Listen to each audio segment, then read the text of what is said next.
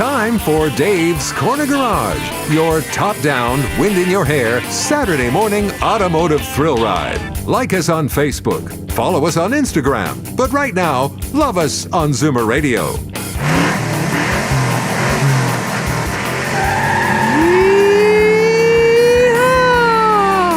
Good morning, Al. Good morning, Brian. It's still top-down weather. It is. No convertibles this week. You know, you want to get people to make appointments to bring in their cars to get their winter tires, but it's a tough sell right now. Well, you know, it's going to be in the mid to high 20s for the next few days, and people are not thinking about weather. No, not at all, and it's been great. In fact, it's forced me to go out and water my lawn a few times. It's been so dry. But yeah, nobody's thinking about putting winter tires on. No, not at all. And we got a contest coming up next month. And, and of course, well, you will have a choice. You know. Yeah, it'll be your choice. Our friends at Triangle Tire are giving away a set of tires that fit your vehicle.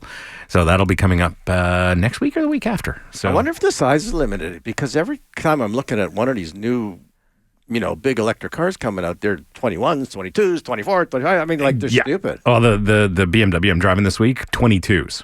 And let me ask you, how many potholes have you ruined tires and wheels on? You know what? Several. Yeah, there you go. Several. And unfortunately, that also involved a Ferrari, a brand new Ferrari, and a brand new Aston Martin. And those potholes were not in Toronto. One was in LA and one was in New York City. But of course, it was New York City. Well, if you're going to go, you might as well go big time, right? That's right. Yeah. So that was 2 per Ferrari and 2 per the Aston. Wow. That's crazy. As a matter of fact, I used to work for a guy years ago, and he had a sign up that they also service Ferrari, but I never saw any Ferraris there. And he said, yeah, it got to be too expensive. And I said, what are you talking about? He said, yeah, I wanted to text ruin the wheel, and I'm going back 40 years, and it was $2,000 for the wheel. Sure. And he told me the hoops he had to get through to go to the airport and find a plane that was coming from Italy and asking somebody if they take cash to go bring them a wheel from it was just craziness. That does not surprise me. I learned something else today. Yeah, there's a spare parts shortage and everything with a lot of parts and whatever. But I found out something today. How do you find spare parts for a Fiat? You call a guy named Tony, I guess. No, you just follow one. Oh, now I have a parts car. That's right. As a matter of fact, and you mentioned that last week because you were here in the that MX. The Mazda MX-5 Miata. And someone had called me because they were so excited because they got the Fiat version of. Yes. And I thought it was okay because it was actually the Mazda Miata underneath, and you said, well, not completely. Not completely. Yeah, so it's a Fiat 124 Spider, they call it. They've stopped making them. But it uses the current MX-5 body shell. Yeah. But it also uses the Fiat small four-cylinder turbo. You know what? Engine. Yeah, we'll get into it later because, you think, you're buying a car and it's costing a whole lot of money and there's a whole lot of technology, and you'd hope it'd be reliable, but doesn't necessarily go that way. No. All right, speaking of buying cars, especially if it's a used one, you want to make sure you have some kind of warranty. Now, your original warranty is not going to be there because the car is old and gone, but there are aftermarket warranties out there. We've got Gurpreet Banwait afterwards from Guardtree.ca. He's going to come on and tell us about the products that he has. We've got Maureen Harquail from OMVIC. Yes. Tell us about how you should be careful when you're buying that used car. Always. And because you don't want to get into hot water. It's way easier to fix before than after. And we've got later on, speaking of fall time, we've got the fall RV show coming up next week, and we're going to have Natalie Conway on. That's right. It's going to be a big show. Got to rock and roll. We've got to run. You hear the music? Al, stop talking. Yeah, please. We'll be right back.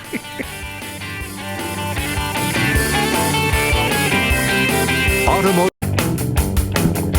Welcome back to Dave's Corner Garage. I'm Brian Max in studio with Alan Gelman, and it is a lovely Saturday. I'm taking a drive today in a fun car. So I'm another convertible? No convertibles this week, unfortunately, but we're going to go to the racetrack, Canadian Tire Motorsport Park. And so it's not an electric car. Definitely not an electric car. Actually, have you had electric cars at the track at Mosport? I know you had that Mach 1. I've driven them to the track. Mach E, sorry. Yeah. No, I don't think I've taken any EVs on racetracks, but there are plenty that are capable of going around on the racetrack. Not that it's terribly enjoyable. But yeah, it's possible. Well, they go like stink, and they got a low center of gravity. Do they not corner well? Well, that all depends, right? So it depends on how the car is configured, and then how they sort out the suspension and tires. Tires are so important because the EVs weigh so much more than regular cars. They got to have the right tire, and you tend not to find these in the mid range, like performance EVs. They're all expensive. They're all six-figure EVs that you can take on the track. Now there are some that are more modestly priced that are coming. Like Hyundai's got the Ioniq 5N coming, which looks really, really cool. And that's their small EV that they've got, but it's all performance tuned, suspension, brakes, all kinds of stuff, and they've tested it on the racetrack. So unlike that famous EV brand, it'll do more than one lap around the racetrack. Because it runs out of juice? Is that what you're saying? That famous EV brand's cars get too hot on the racetrack. So I didn't know that. 1 or 2 laps, the batteries overheat, and they say, no mas, we're out. Oh, did it throw up a code or just breaks down? No, it goes into a limp mode. Yeah. So all the traditional car makers, because they consider these things, they have smart engineers. The ones that do build track purpose EVs have considered this, and they make sure that they've got additional cooling for the batteries and everything else. So also concerned though too. I mean, you see this thing about putting out fires. That's a thing. Yeah. I don't know if track personnel knows what to do in an electric car. Well, this is the thing. There are plenty of racetracks that I do know of that do not permit EVs on them for that reason. Because they're going to melt down, and it'll take all day to put out the fire. Besides the damage actually could do to the track. Of course it'll. It'll ruin the track surface or whatever it's stuck against. Right. And then the entire day is ruined for dozens of people. Yeah. But I mean, normal driving though. I mean, people don't have to be concerned too much, eh? No, not at all. No. They're pretty safe, and it's. I think you tend to have these problems when you get involved in the collision. Right. Exactly. And of course, there's so much control. The car will take care of you and knows it's talking to everybody around it. Well, not yet. When are they going to let that interconnectivity happen? Any idea? The cars talking to one another? Yeah. There are several manufacturers that have the technology built into cars. Oh, no, they have the technology. Oh, it's already there. Yes. But I think it's a regulatory thing. I wouldn't be surprised in some countries that the cars are actually talking to each other in a basic way already. But right now, I think most Mercedes models have that connectivity where they can talk to one another, but if maybe they don't, or officially they say they don't. Right. I'm not quite sure.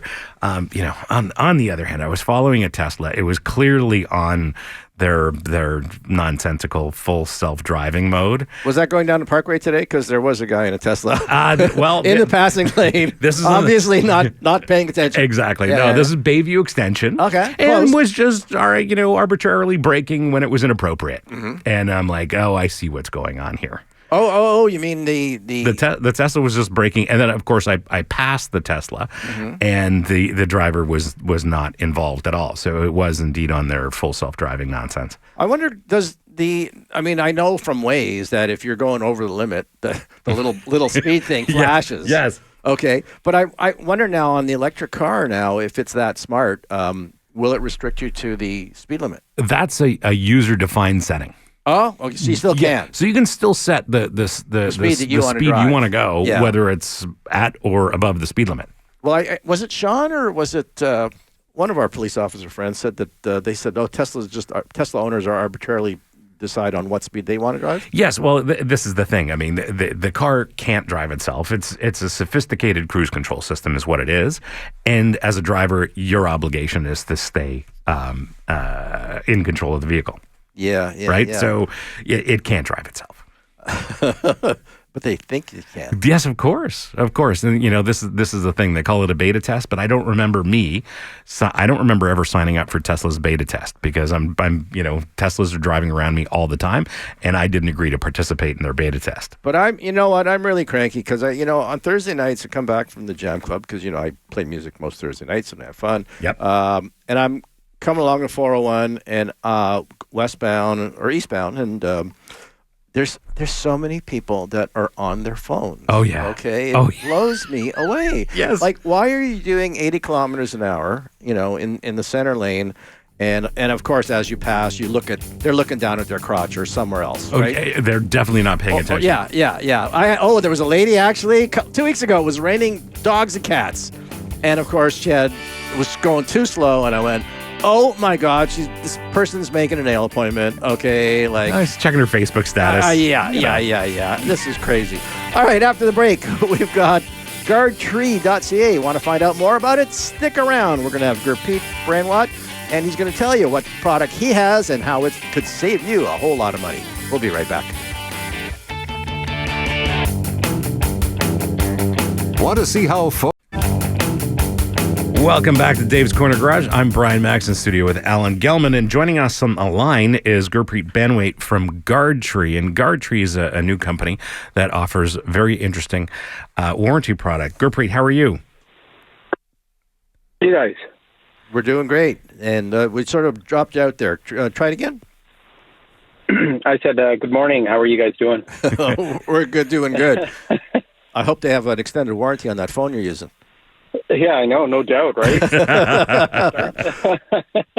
Well, a lot of people are struggling these days. The price of new cars has just gone stupid. The average new car now, I think, Brian, is about 60 grand or something. It's well over 60 grand. Yeah. So people are hanging on to their cars. Right. They're hanging on to their cars, or they're buying used cars so they can't afford the financing, or the price of the car. But the problem is, of course, is when you buy a used car, good chance it's 5 years, could be 10 years old. You haven't got any warranty left, but you've got a product to help the guy out. What are we doing here? Yeah, absolutely. So what we noticed is, as you guys mentioned, the cars, new cars aren't coming in. So we first had the problem with new vehicle shortages.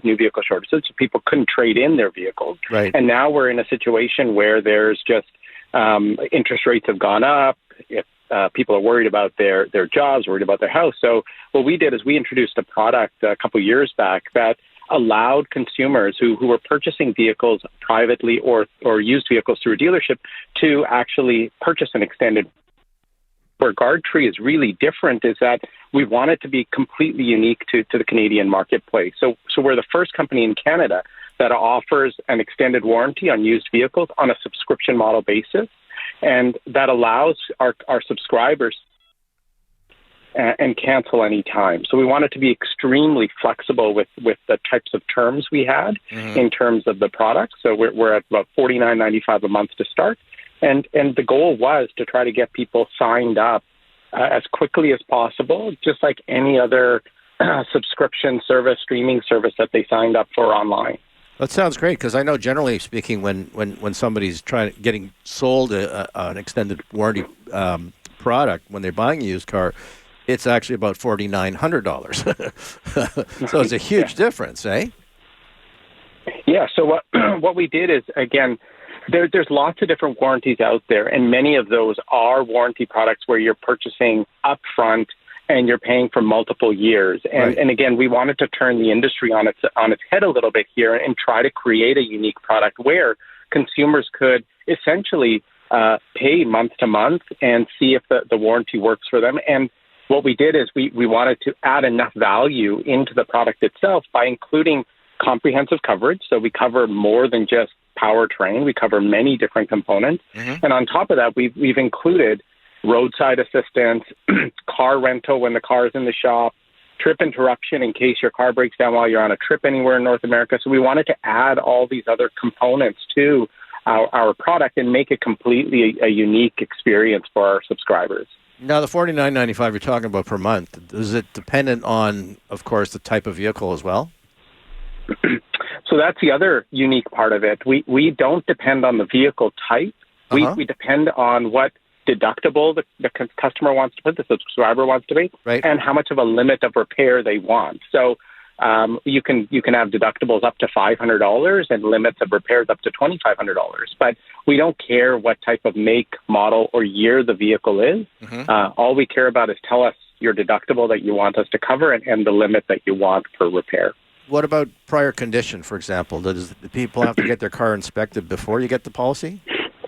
Yeah, so great question. And this is one of those other used car warranty things that people are always concerned about when they're looking to it, is what's covered and will I need an inspection, or will there be a blackout period when you sign up? And what we've done is we've eliminated that as well completely, and we wanted to try something completely different, which was we wanted no inspection required. And what we do is we do have a eligibility requirement that says that, anything that was pre-existing will not be covered, but no inspection required. And then we rely on our claims process to review any claims that come in to see if there's anything that existed prior to it. Yeah, are there any limitations to the policy? Let's say you've purchased a used car, you subscribe to the warranty, and then 6-7 months later, you decide to buy a brand new car and you've got a warranty and you don't need this coverage anymore. Are there any limitations there? So again, that's the whole beauty of a month-to-month subscription. After you purchase a new car or you trade in this vehicle and get a new used car for yourself, you can cancel this warranty that you have on the existing vehicle that you have, and then just place it on a new vehicle. And again, it's all done online. So you basically remove the warranty that's on the existing vehicle and add the warranty for the new vehicle that you have. Yeah, I guess, for a lot of people, especially, you let them sell you the big policy, and then you go to make a claim, and all of a sudden there's exceptions and reasons, and you're kind of ticked. But if they weren't satisfied in your case, well, they say, well, that's it, I'm not going to pay anymore. But in the long run, you've already paid, so you're in for the long haul.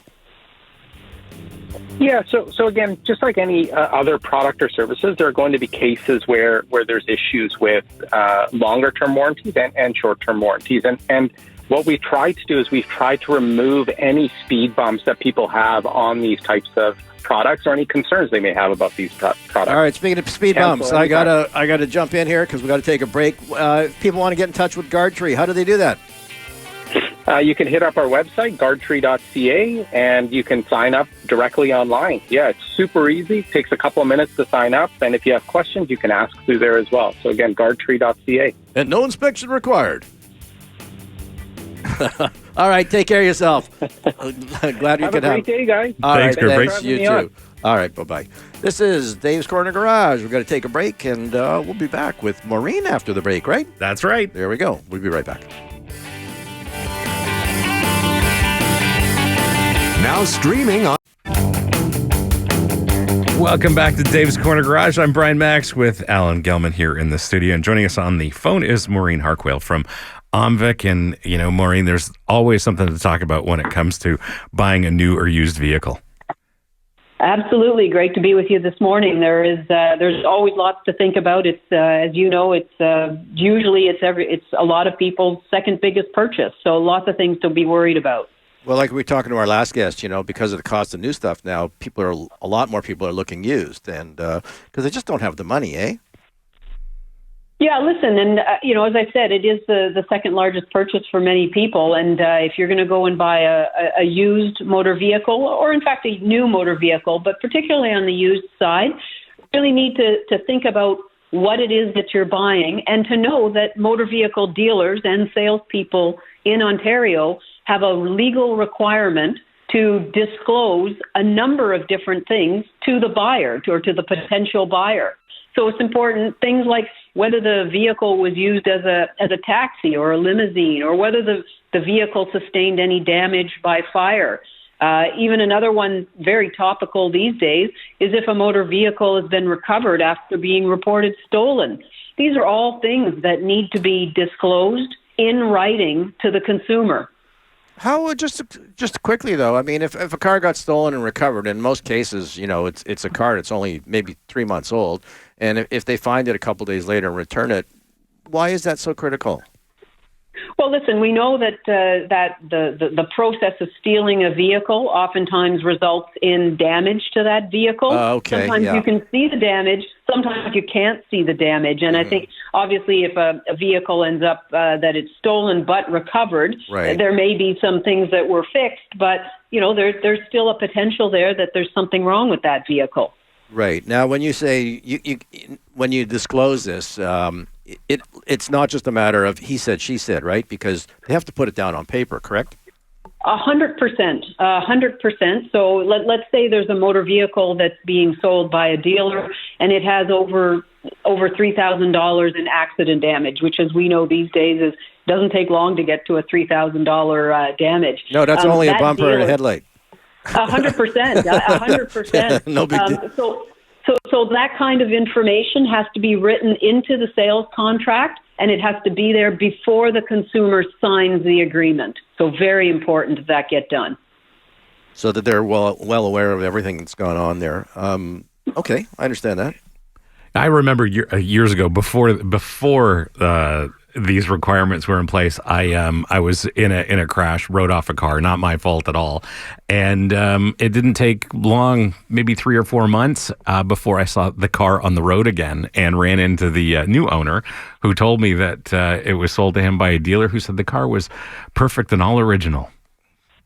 Yeah, interesting, because in fact there is a disclosure requirement, one of over 20 in the Motor Vehicle Dealers Act, that says that if a motor vehicle was declared by an insurer to be a total loss, regardless of whether the vehicle was classified as irreparable or as salvage, that still needs to be disclosed as well, in writing, of course. The other thing we're seeing is a lot of people aren't aware of the fact that because dashboards are electronic now, they don't think that odometer tampering can be done. But in fact, it's easier, and we're seeing proliferation of it, are we not? Yeah, listen, we're seeing a lot of odometer rollbacks, and of course we're seeing it a lot with people who are what we call curbsiding, or they're illegal motor vehicle sellers. Mm-hmm. And yeah, they will roll back these odometers, and then of course, that really impacts the consumer, because they're buying something that is being fraudulently misrepresented. Again, the value of the vehicle will, of course, be severely impacted with an odometer rollback. Yeah, Maureen, I have to say it's so easy. I have seen ads on Instagram for tools that will just do whatever you want with the odometer reading. It's incredible technology. You can order this stuff online these days. 100%. It's very common, and that's why it really is buyer beware when you're dealing with an illegal, unlicensed seller of motor vehicles, and that's why at OMVIC we tell people, if you're going to be buying a vehicle, you need to check that you're dealing with an OMVIC registered dealer. So look for that blue and yellow decal. Come to our website and just enter the dealer's name or the salesperson name to make sure that they are licensed with OMVIC. Because if you buy from an OMVIC registered dealer, you will get certain protections, including access to our compensation fund if something goes wrong. This is so important. Brian mentioned Instagram, and I'm an old guy, so I'm still on Facebook. But there's a couple groups that I see, and every time they're requesting, they want to looking for a service or a product, it's always price. It's always price, but it's short-term thinking, right? Oh, 100%. Listen, you're absolutely right. I don't know what else I can say. It is definitely short-term thinking. Right, and you end up buying a cheap car. Well, you wanted a cheap car. I sold you a cheap car. That's what you get.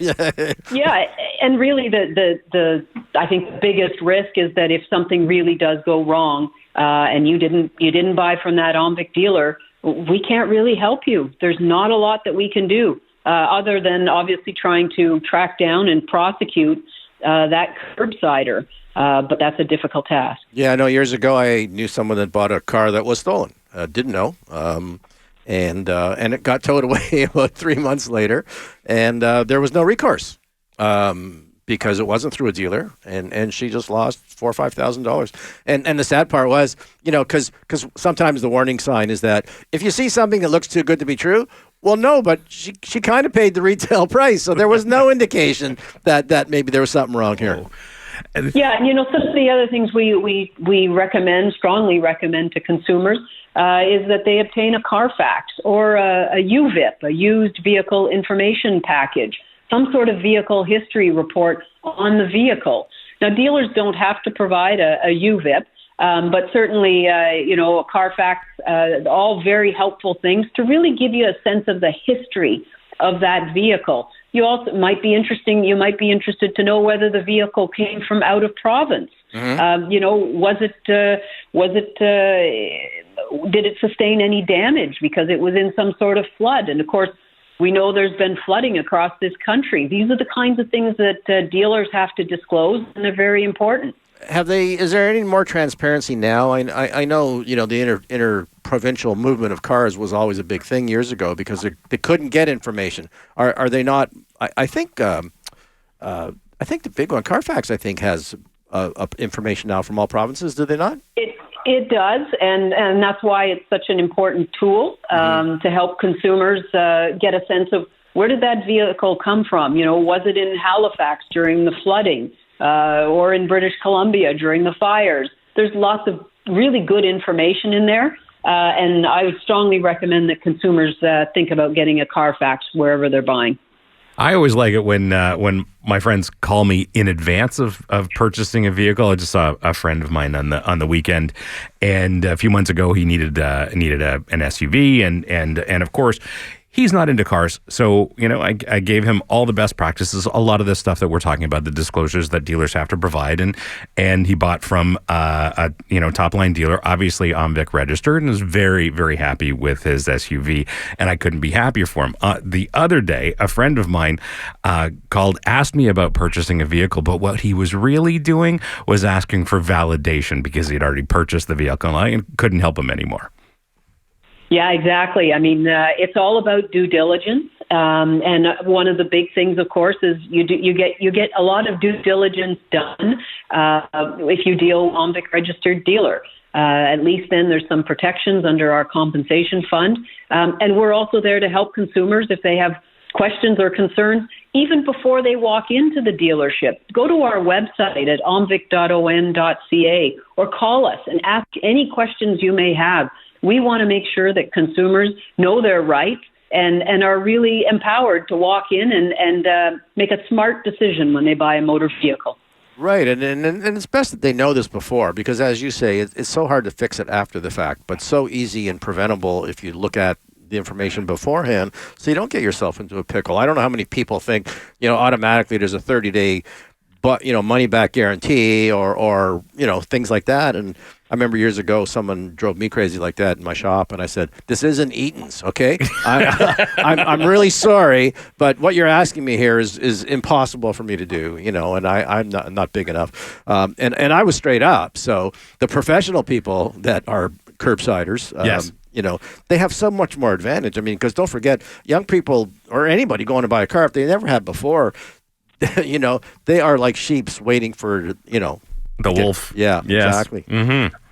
And really I guess the one big thing for Ontario consumers to know is that there is no cooling off period when you purchase a motor vehicle in the province of Ontario. Once you sign on the dotted line, you have signed on that dotted line and you are buying or leasing that vehicle. I guess just a question quickly. I mean, you signed it, you've left a deposit.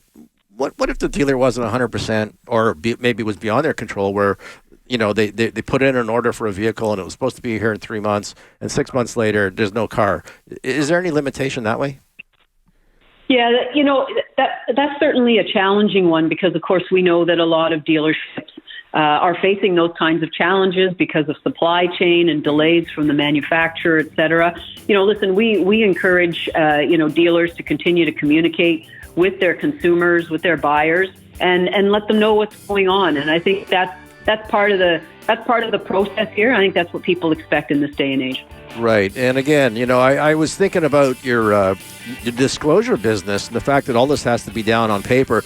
I kept thinking to myself, no secrets. Remember that Carly Simon song? That's before my time, Al.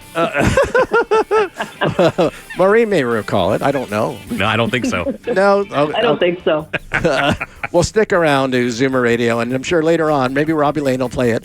All right, ladies, if you want more about OMVIC, how do you get there? omvic.ca?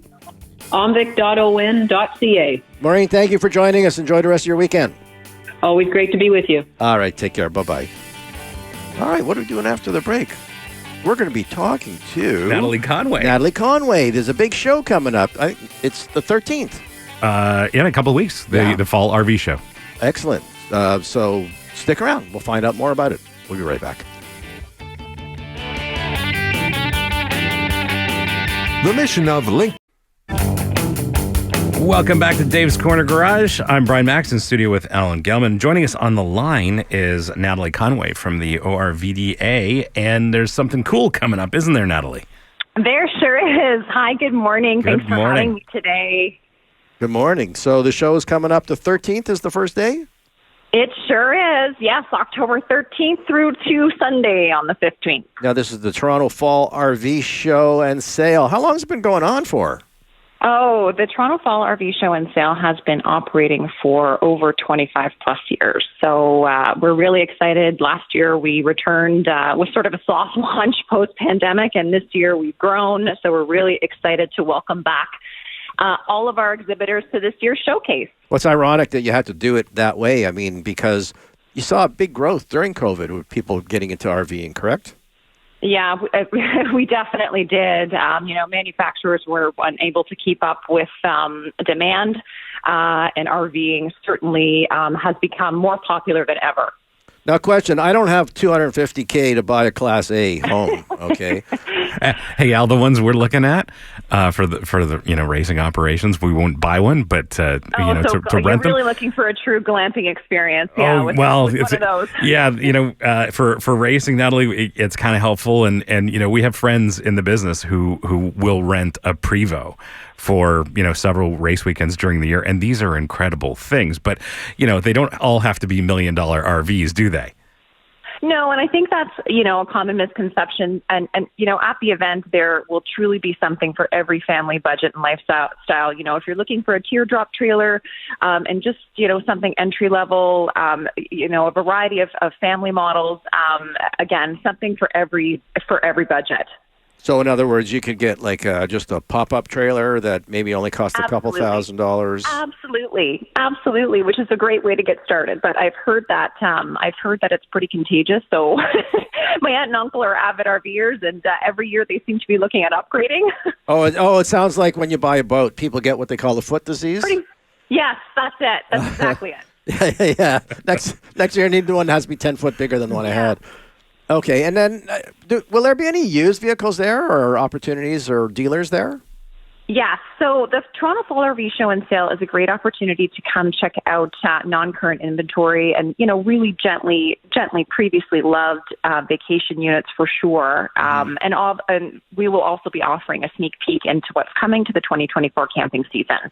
Well, I guess, too. I mean, when you say gently used, I mean, as long as they're stored properly, I don't think it's a big issue. I mean, if somebody bought one and they only used it 3 times during the summer, how much wear and tear could there possibly be on it, right? Exactly. And RVing really gives you the opportunity to curate your own environment, so you can make it your own. We've got some great DIY sessions coming up. So if you're interested in potentially purchasing an older product, you can check out our session we have on renovation tips and tricks. So there's really a lot of flexibility when you're talking about an RV vacation versus a traditional vacation. Yeah, I'm amazed at all the things that you can mess up. When we had our friends from Wayfair come on and talk about making sure the car is ready, making sure you put it away, make sure you've drained it and you put all the stuff away. I went, whoa, that's for a newbie. That'd be a lot to learn.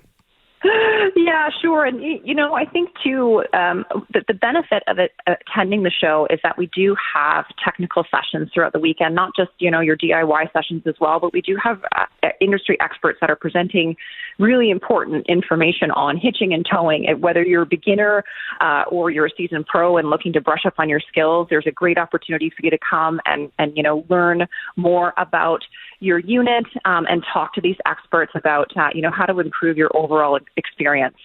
Oh, sure. I mean, if, for example, it's going to be a towable model, you have to know if your car is going to be able to tow that kind of thing. Yes, this is very true. That's a very, very, very essential thing to know. And even if you've got one of these new trucks that has all the towing tech in it, it makes things a little bit easier. But towing is no joke, and you really have to understand a lot about the whole side, the whole aspect of towing in order to be safe, and that's the most important thing. Yeah, you really do. And we do have a session that is entirely featured. That is entirely that the focal point is hitching and towing. So I would encourage anybody to that is considering attending the event to check out our schedule. It's on our website, rvshowsontario.ca, and that will give you a full list of sessions that are available throughout the weekend. That's great. Now, it does run all weekend, so it's Friday, Saturday, Sunday? You got it. Now, do you sell is it necessary for people to buy like a weekend pass, or basically you can do the show in one day? You can do the show in one day, but you know what? I mean, if you're looking to come all weekend long, and then that's definitely, I mean, I think the weather is supposed to be great over the next couple of weeks too, but if there's something that you missed, for sure, you know, we would encourage people to come back again and meet with their dealer. Yeah. All right, I have a question. I come to the show, I put a deal together, I like the trailer or motorhome, whatever I'm buying, but I'm not going to be using it until next spring. What happens? So your dealer will typically work with you on storage opportunities. If you're purchasing at the event, and delivery typically does not usually happen until the spring. But again, that's a conversation you definitely want to have with your dealer, about storage and about, your delivery date. And I mean, it's pretty flexible. So in other words, you just drop a small deposit and he'll make sure that, Sure, absolutely. Absolutely. Because the storage obviously is important. I mean, when something comes new, it's already kind of in the storage position already, right? Sure. Yes, absolutely. But if you're buying it used, you have really no idea what kind of condition it's in or whether it's ready. Again, that's I think the benefit of attending an RV show of ORVDA is that you're working with ORVDA accredited members, right? And you can purchase with an unwavering amount of confidence, right? So knowing that you're buying from seasoned professionals who uphold the industry's most, the highest level of standards. I mean, I think that's what we want to emphasize as well when you're coming to this event, that you're working with an ORVDA dealer. That sounds great. And you got leisure gear as well, it says. We absolutely do. So we have a brand new parts and accessories store host this year. It's hosted by Thousand Islands RV. Mm-hmm. They'll be showcasing everything from technical products to lifestyle gear to cozy, outdoor wear. So whatever you're looking for, you will be able to find it at the show. Sounds great. So the Toronto Convention Center, correct? Nope, sorry. That's the Toronto Congress Center on Dixon Road by the airport. Me bad. I underline it and everything. Okay. That's okay. It happens. 650 Dixon Road. There you go. Free parking. Yeah, free parking too. Yeah, free parking all weekend long. And if you buy your tickets online, you'll be entered to win some great giveaways. Thank you very much, Natalie. Appreciate it. Thanks, guys. Take care. Have a great show. You too. Bye-bye. All right, we got to take a break. And it's a busy show. It is. Yes. I'm confused. The highlighter didn't help. It's I don't think of Mississauga too often, so I can appreciate being confused by a couple different places. And if Steve's listening, that would be the highlight of his comments later on. How did you mess that up? I said, I don't know. I highlighted and everything. All right. Dave's Garage. We got to be right back. We'll be right back. Care to stay? Welcome back to Dave's Corner Garage. I'm Brian Max in studio with Alan Gelman, and it's been quite a show. It's just gone by just like that. It's gone by really quick. What hasn't gone by quick is this automotive workers striking. What's going to happen there, do you think? I don't. I haven't been paying attention. I don't know. And what I thought was weird too is I would think that since it's one auto workers union, how come they have to deliberate with the individual companies? The contracts are with the individual companies. Okay, and of course that'll have a small impact on what's happening at inventory levels shortly, because it's already slowing things down, and of course there are plenty of factories that are shut down, not making vehicles right now. Right, but there's so many different approaches there, because from certain perspectives, like you had said earlier, that there are certain kinds of vehicles that they have lots in stock, right? They're not selling. Yes, well, there are some brands and some types of vehicles that consumers aren't interested in. So you don't need to pay people to make those cars when you got a lot of them anyways. When they've got several dozen weeks of inventory around, you can find some of these vehicles. None of which I'd really recommend, but if you desperately need a new vehicle, they are out there. They just may not be the most desirable brand. Speaking of desirable brands, there are brands that are less money and good, and they're imported. So to a certain degree, are not these guys shooting themselves in the foot? Well, a little bit, but I think it's a little bit. This contract negotiation with those three automakers is more about the long term, especially for GM and Ford, who have already made lots of investment in what they think is the right path, which is a lot of EVs. Yeah, you're giving me the wink, wink, nudge, nudge there. You don't know necessarily if that was the way to go. Well, I don't. I mean, we could belabor this all day long, but the reality is, despite all these government mandates or whatever they want to do with EVs, we don't have the electrical grid to support what they want to do. No improvements are happening right now. Right. And secondly, we don't have the rare earths on this planet to build all the batteries they need to meet the demand of their mandated EV production. So we'll eventually deal with this. It'll be a few years, and what's going to happen is these EV mandates are going to start rolling back. I was almost convinced that we all had to go that route, because it's all you saw was advertising and talking about it. But for example, a lot of the Japanese car companies didn't jump on the bandwagon and still do not have a whole lot of battery cars. That's true. You'd think Toyota, the largest car company on the planet, would be very EV forward. And yes, they've made lots of announcements. I've driven their first EV, and it was okay. Right. But I think they're treading very carefully into this space, because I think Toyota is also very smart as a company, and they know what's coming. And the EV mandates that have been announced, whether that's here in North America or in Europe, are just not going to be achievable. It simply won't be achievable. Yeah, I'm still a hybrid kind of guy. Hybrids make a lot of sense. Absolutely. They make a lot of sense. The ones that I've seen, I don't know, have you had any experience with the Kia Hyundais? Yeah. Their hybrids, they've been okay? Yeah, whether it's what comes to mind is the Hyundai Tucson hybrid. I've driven the regular hybrid and the plug-in hybrid, and they're both wonderful vehicles. They cost a little bit more than the gasoline version, but if you get the plug-in hybrid, you can drive maybe 50 kilometers a day on a charge, and you don't need a special charger at home. You just plug it into the wall.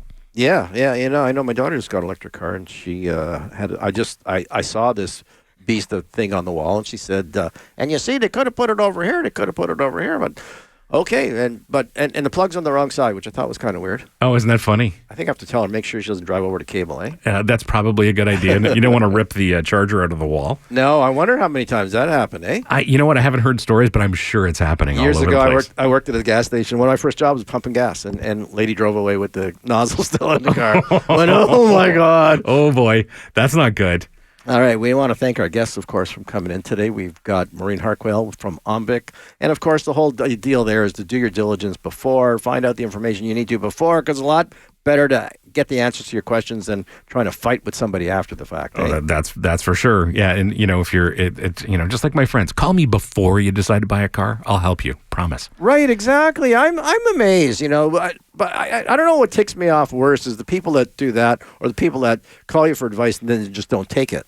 Oh, there's that, but I mean, why did you even call me? Yeah, the ones who say they're calling for advice but are really looking for validation. Though, I can spot those friends a mile away these days. Well, what's the whole point of them doing that? They've already bought it. Well, they're not the car expert. They want to get the validation from the car expert in their friends group. So here I am. And anyway, that was an interesting story. We're not going to name names on the show, but you know who you are.